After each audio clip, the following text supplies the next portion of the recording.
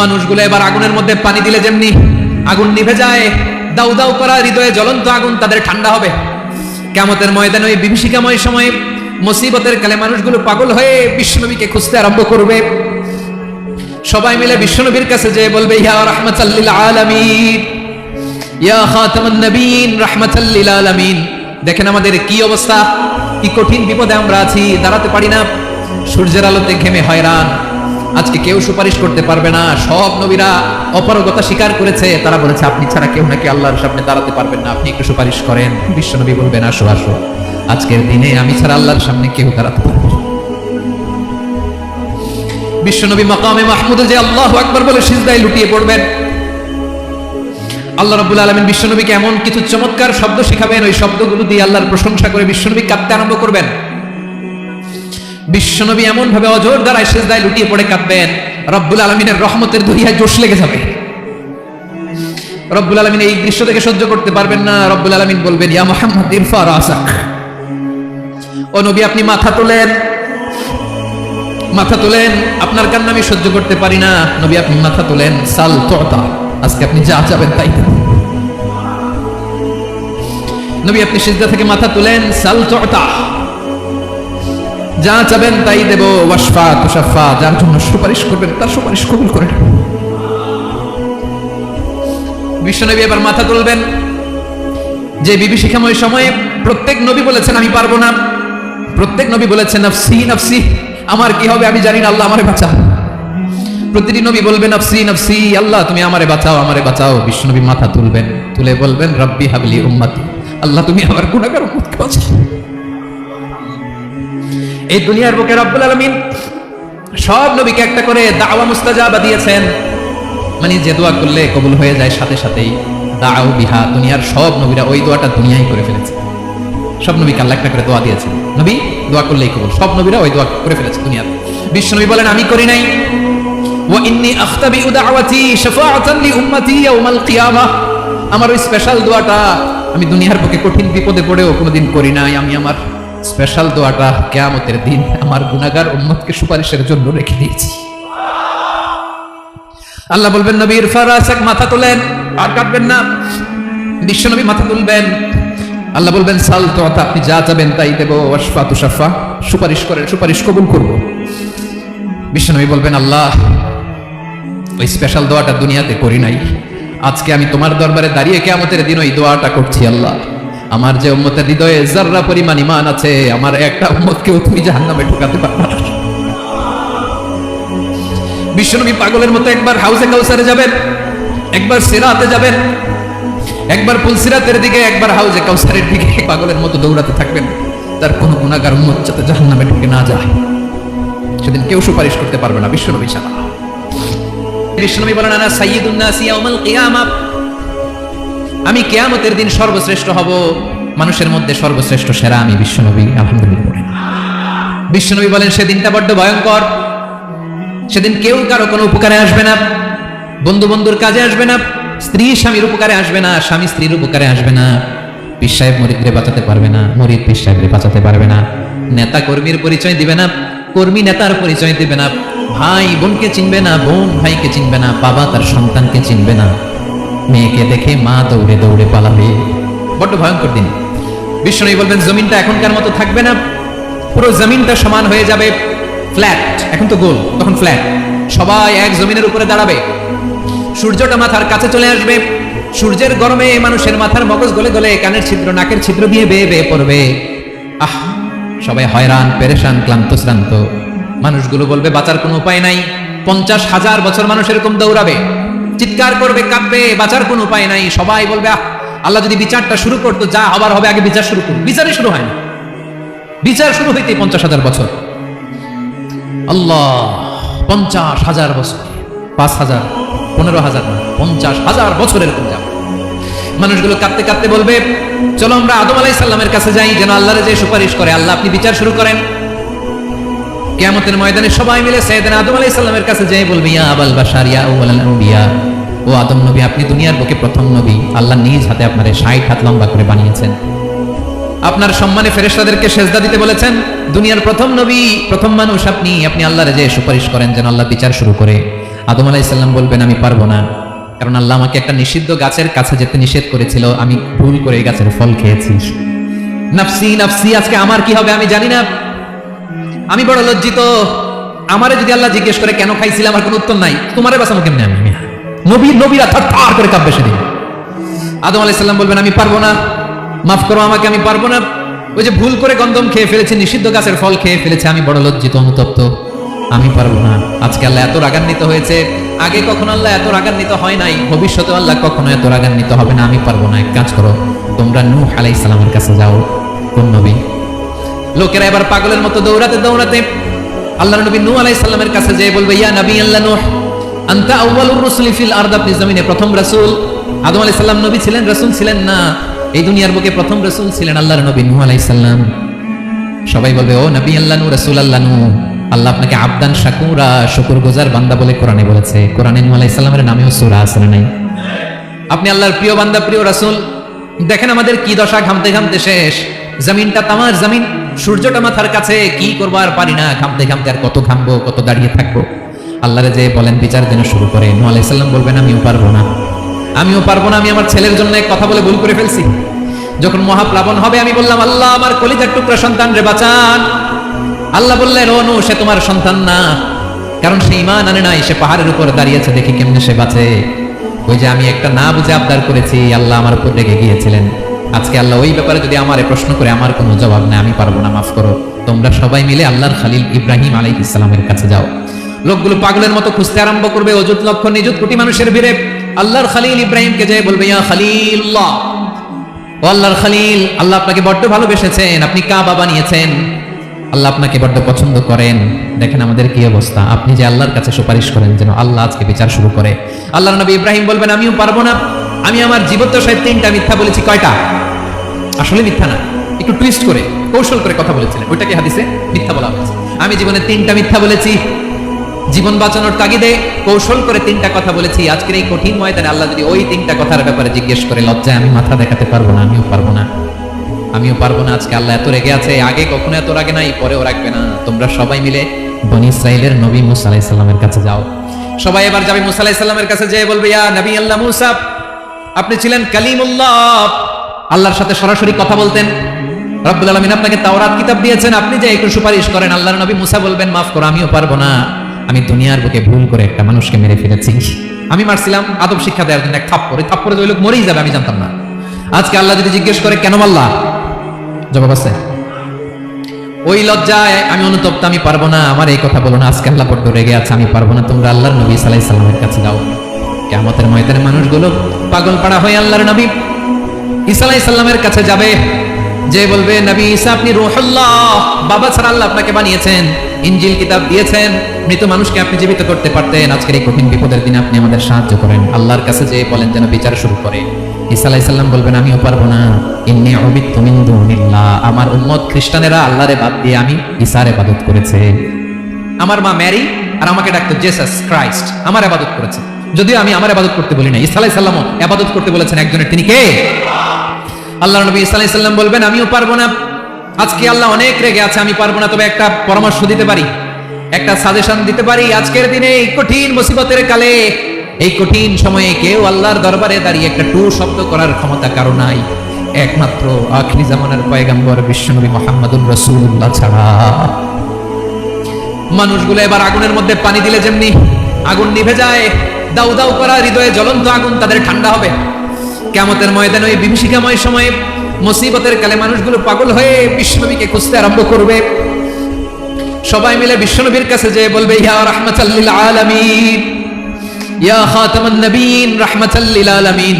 দেখেন আমাদের কি অবস্থা, কি কঠিন বিপদে আমরা আছি, দাঁড়াতে পারি না, সূর্যের আলোতে ঘেমে হয়রান। আজকে কেউ সুপারিশ করতে পারবে না। সব নবীরা অপারগতা স্বীকার করেছে, তারা বলেছে আপনি ছাড়া কেউ নাকি আল্লাহর সামনে দাঁড়াতে পারবেন না, আপনি একটু সুপারিশ করেন। বিশ্বনবী বলবেন, আসো আসো, আজকের দিনে আমি ছাড়া আল্লাহর সামনে কেউ দাঁড়াতে পারবে না। বিশ্বনবী মাকামে মাহমুদে যে আল্লাহু আকবার বলে সিজদায় লুটিয়ে পড়বেন।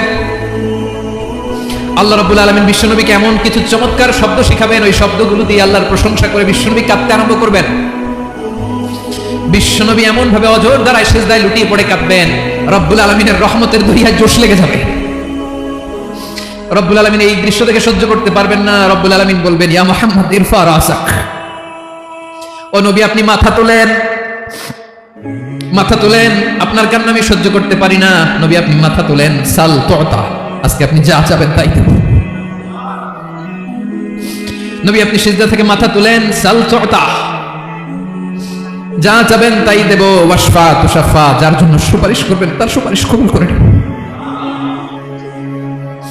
বিশ্বনবী এবার মাথা তুলবেন। যে বিভীষিকাময় সময়ে প্রত্যেক নবী বলেছেন আমি পারবো না, প্রত্যেক নবী বলেছেন নফসি নফসি, আমার কি হবে আমি জানি না, আল্লাহ আমারে বাঁচাও।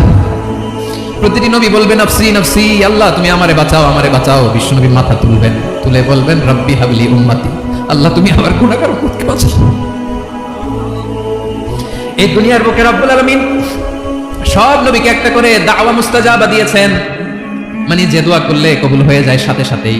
দাও বিহা, দুনিয়ার সব নবীরা ওই দোয়াটা দুনিয়ায় করে ফেলেছে। সব নবীকে আল্লাহ একটা করে দোয়া দিয়েছেন, নবী দোয়া করলেই কবুল, সব নবীরা ওই দোয়া করে ফেলেছে দুনিয়াতে। বিশ্বনবী বলেন আমি করি নাই, ওয়া ইন্নী আখতাবিউ দাওয়াতি শাফাআতান লি উম্মতি ইয়াউমাল কিয়ামাহ, আমার ওই স্পেশাল দোয়াটা আমি দুনিয়ার বুকে কঠিন বিপদে পড়েও কোনোদিন করি নাই, আমি আমার স্পেশাল দোয়াটা কিয়ামতের দিন আমার গুনাহগার উম্মতকে সুপারিশের জন্য রেখে দিয়েছি।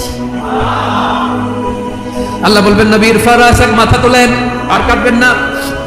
বিশ্বনবী মাথা তুলবেন, আল্লাহ বলবেন সাল তুতা, আপনি যা চাবেন তাই দেব। ওয়াশফা তুশাফা, সুপারিশ করেন, সুপারিশ কবুল করব। বিশ্বনবী বলবেন আল্লাহ ওই স্পেশাল দোয়াটা দুনিয়াতে করি নাই, আজকে আমি তোমার দরবারে দাঁড়িয়ে কিয়ামতের দিন ওই দোয়াটা করছি। আল্লাহ আমার যে উম্মতের হৃদয়ে যাররা পরিমাণ ঈমান আছে, আমার একটা উম্মতকেও তুমি জাহান্নামে ঢোকাতে পারবে না। বিশ্বনবী পাগলের মতো একবার হাউজে কাউসারে যাবেন, একবার সিরাতে যাবেন, একবার পুলসিরাতের দিকে, একবার হাউজে কাউসারের দিকে পাগলের মতো দৌড়াতে থাকবেন। তার কোনো গুনাহগার উম্মত যাতে জাহান্নামে ঢুকে না যায়, সেদিন কেউ সুপারিশ করতে পারবে না বিশ্বনবী ছাড়া। এজন্য 5 নম্বর আল্লাহ বললেন মান যাল্লাযী ইয়াশফাউ ইনদাহু ইল্লা বিইযনিহি, কার সাহস আছে, কার এত বড় বুকের পাটা কিয়ামতের কঠিন দিন আল্লাহর সামনে দাঁড়িয়ে সুপারিশ করবে? কার ক্ষমতা নেই, কারো ক্ষমতা নাই। বিশ্বনবী সেদিন সিজদায় পড়ে উম্মতের জন্য কাঁদবেন, সবাই কাঁদবে নফসি নফসি, আল্লাহ আমারে বাঁচাও, আল্লাহ আমারে বাঁচাও। বিশ্বনবী বলবেন উম্মতি উম্মতি, বিশ্বনবী আমার জন্য কাঁদবেন, আপনার জন্য কাঁদবেন, আমাদের জন্য সেদিন কেঁদে কেঁদে জাহান্নামের দরজায় দাঁড়িয়ে আমাদেরকে টেনে টেনে জান্নাতে ঢোকাবেন। এজন্য এই বিশ্বনবীর ভালোবাসা যেন আমাদের হৃদয়ে ভরপুর থাকে। আমার ভাইয়েরা, প্রতি শুক্রবার বিশ্বনবীর উপরে বেশি বেশি যেন আমরা দুরূদ পড়ি। আমরা যখন বিশ্বনবীর সালাম দেই, দুরূদ পড়ি, একদল স্পেশাল ফেরেশতা আছে যারা বিশ্বনবীর দুরূদটা নিয়ে সরাসরি বিশ্বনবীর রওজায় যায়, যে বলে অমুকের বেটা অমুক আপনারে সালাম দিয়েছে। বিশ্বনবী নিজ কবরের থেকে নিজেই সালামের উত্তর দেয়। বিশ্বনবীর ভালোবাসা যেন আমাদের হৃদয়ে থাকে, বিশ্বনবীর সুন্নাহ দিয়ে যেন আমাদের জীবনটাকে সাজাই করা যাবে ইনশাআল্লাহ। বিশ্বনবীর ভালোবাসা ছাড়া কেউ জান্নাতে ঢুকতে পারবে? বিশ্বনবীর পক্ষে আমরা বলবো, বিশ্বনবীর পক্ষে আমরা লিখবো, বিশ্বনবীর জন্য আমরা আমাদের কলিজার রক্ত বিলিয়ে দিব, ঠিক কিনা বলেন? সেদিন বিশ্বনবী ছাড়া কেউ সুপারিশ করতে পারবে না।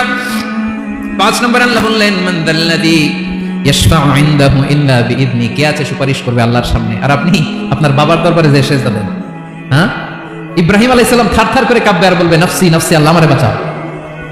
মুসা আলাইহিস সালাম থারথার করে কাঁপবে, আল্লাহ নফসি নফসি, আমারে বাঁচাও। আর আপনি পীরের দরবারে যে সিজদা দেন, কোথায় আছেন আপনি? খবরদার, কেউ বাঁচাতে পারবে না। যাকে ইল্লা আল্লাহ যাকে অনুমতি দেন, বিশ্বনবীকে দিবেন, নবীদেরকে দিবেন, এরপরে আল্লাহ তার স্পেশাল ওয়ালিদেরকে, মুত্তাকিনদেরকে, শহীদদেরকে, সিলেক্টেড বান্দাদেরকে দিবেন। কিন্তু কাকে দিবেন, কার জন্য দিবেন, দুনিয়ার কেউ জানে না একজন ছাড়া, তিনি কে? আল্লাহর ওয়ালিদেরকে, নেককার লোকদেরকে আল্লাহ সুপারিশের অনুমতি দিবেন। কিন্তু আপনি যারে মানেন, যার পায়ে সিজদায় লুটিয়ে পড়ে থাকেন, তারে যে আল্লাহ দিবেন, এটার কোনো গ্যারান্টি আছে? কথা বলেন। এজন্য জপতে হবে একজনের নাম, আওয়াজ করে বলুন তিনি কে? আয়াতুল কুরসির 5 নম্বর কথা হচ্ছে সেদিন কেউ কারো উপকারে আসবে না, সুপারিশ করার সুযোগ পাবে না, আল্লাহ যাকে অনুমতি দেয় তিনি ছাড়া। কয়টা গেল? 6 নম্বর আল্লাহ বললেন ইয়ালামু মা বাইনা আইদিহিম ওয়া মা খালফাহুম, তোমাদের সামনে তোমাদের পেছনে যখন যেটাই ঘটুক না জানে কে? আওয়াজ করে বলুন, কেউ যেটা জানে না জানে কে? কেউ যেটা দেখে না দেখে কে? কেউ যেটা শোনে না শোনে কে? ইয়ালামু মা বাইনা আইদিহিম ওয়া মা, দৃষ্টিগোচর, দৃষ্টির বাইরে যা ঘটে কে জানে? তবে ঘরের ভিতরে ঢুকে জানালা বন্ধ করে লাইট অফ করে যদি আমরা কিছু করি, ওইটা আর আল্লাহ জানে। হ্যাঁ, জানে? ওইটাও জানে। যত কালো পর্দা লাগায়া লাইট বন্ধ করে একা একা পাপ করেন, দেখে কে? এজন্য অন্ধকারে পাপ করলেও সেখানে আল্লাহর দৃষ্টি আছে না নাই? আলিমুল গায়বি ওয়াশ শাহাদা, দৃশ্য অদৃশ্য সব জানেন, সব। আল্লাহ বলেন ওয়া আসিররু কাওলাকুম আও ইজহারু বিহি ইন্নাহু আলিমুম বিযাতিস সুদূর। প্রকাশ্যে করো কিংবা গোপনে করো, সব জানেন। এমনকি অন্তরে অন্তরে কি ভাবো তাও জানেন। মুখে গালি দেন নাই, মনে মনে গালি দিচ্ছেন, ওটা তো আল্লাহ জানেন। হ্যাঁ, আলিমুম বিযাতিস সুদূর, অন্তরে যা আছে ওইটাও। ইয়ালামু খাইনাতাল আ'য়ুন ওয়া মা তুখফিস সুদূর। চোখ দিয়ে, অনেকে দেখবেন চোখ দিয়ে চোখ মারে, ওইটাও আল্লাহ দেখেন। বিচার করতেছে, বিচারককে ঘুষ টুস দিয়ে আপনি চোখ মারলেন যে এইভাবে না ওইভাবে কর, ওটা তো আল্লাহ দেখে। দেখেন, হ্যাঁ, খাইনাতাল আ'য়ুন, চোখের খেয়ানত দেখে। ওয়া মা তুখফিস সুদূর, অন্তরে যেটা লুকায় রাখো ওইটাও তুমি দেখেন। এজন্য আল্লাহ বলেন 6 নম্বর কথা হচ্ছে ইয়ালামু মা বাইনা আইদিহিম ওয়া মা খালফাহুম, সামনে পেছনে যা ঘটে সব জানে কে? কথা ক্লিয়ার? 7 নম্বরে আল্লাহ বললেন ওয়ালা ইউহিতুনা বিশাইইম মিন ইলমিহি ইল্লা বিমা শা। কেউ তার জ্ঞানকে পরিব্যাপ্ত করতে পারে না, পরিবেষ্টন করতে পারে না। তার জ্ঞানে কি আছে কেউ জানতে পারে না, ততটুকু ছাড়া যতটুকু তিনি জানেন। সুবহানাল্লাহ। নবীরা কি সব জানেন?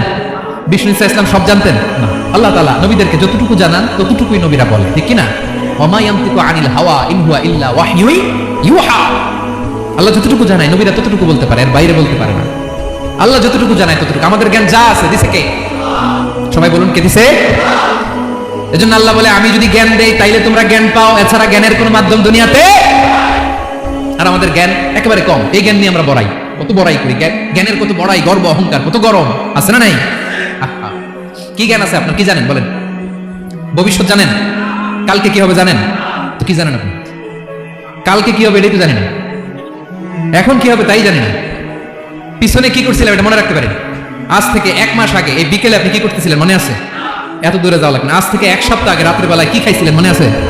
আজ থেকে 5 দিন আগে কোন জামাটা পরছিলাম মনে আছে? কি জানেন আপনি? কিছুই না। আমাদের জ্ঞানকে আল্লাহ বলেছেন কালিল। কি বলেছেন? এজন্য রব্বুল আলামিন বলেন তোমাদের জ্ঞান হলো কালিল। ওয়া মা উতিতুম মিনাল ইলমি ইল্লা কালিলা। একেবারে যত সামান্য জ্ঞান আমি আল্লাহ তোমাদেরকে দিয়েছি, আসল জ্ঞান ভান্ডার একমাত্র আমি আল্লাহর কাছে। তাহলে আমাদের জ্ঞানকে আল্লাহ কি বলেছেন? কালিল। একটু বলুন কি বলেছেন? কালিল মানে কি? একটা মহাসাগরের মধ্যে, খেয়াল করে শুনেন বুঝবেন, একটা মহাসাগরের মধ্যে একটা চড়ুই পাখি যে যদি একটু পানি খায়, পানি খাওয়ার পরে ওই চড়ুই পাখির ঠোঁটে যে একটু পানি লেগে থাকে ওইটারে বলে কালিল। আল্লাহ বলে মহাসাগর থেকে পানি খাওয়ার কারণে চড়ুই পাখির ঠোঁটে যে একটু পানি লেগে আছে, এই পানিটা হচ্ছে তোমরা পৃথিবীতে যারা আছো সবার জ্ঞান, সবাই মিলে এতটুকু জ্ঞান। আর পুরো মহাসাগরের পানি হচ্ছে আমি আল্লাহর জ্ঞান।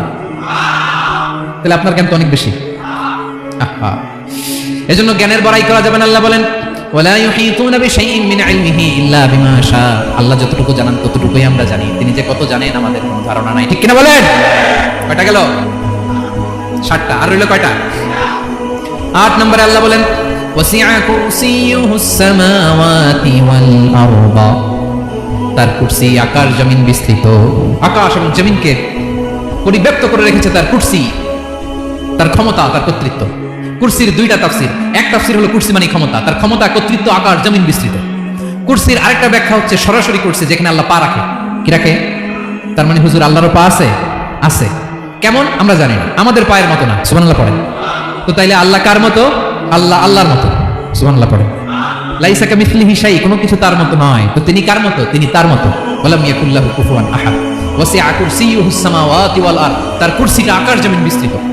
এটা ঊর্ধ্ব জগতের কথা, কত বাহাতের বাইরা। কোন জগৎ? ঊর্ধ্ব জগৎ শুরু হয় এই যে এখান থেকে, মাথার উপর থেকে ঊর্ধ্ব জগতের শুরু, ঠিক কি না?